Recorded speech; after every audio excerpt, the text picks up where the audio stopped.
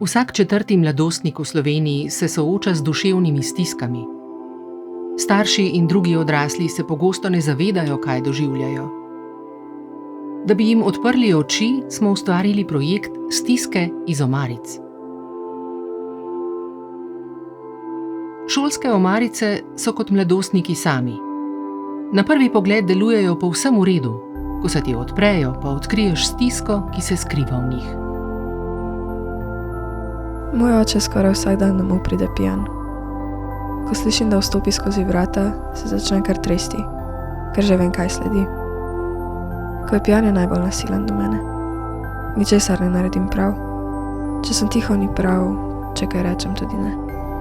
V vsakem primeru se dere name, temu pa sledijo tudi udarci. Tega nisem še nobenemu povedala. Preveč me je sram.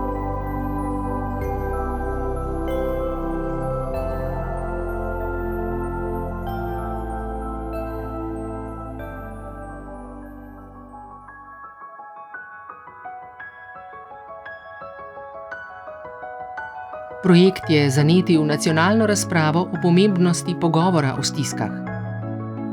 Omarice na Trgu Republike so opazili tudi odločevalci. Podprla sta jih predsednica Državnega zbora in celo predsednik vlade. Nepričakovano pa so se preselile tudi v sam parlament. Otroci iz slovenskih šol so v znak podpore simbolično odprli svoje omarice in vanje nalepili kontaktne številke, ki jih lahko pokličejo v stiski.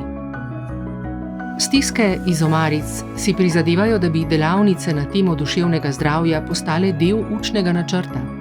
Pomemben mejnik smo dosegli novembra, ko se je premier skupaj z ministrom za šolstvo zavezal, da bosta našla rešitev, kako izboljšati podporo duševnemu zdravju na šolah.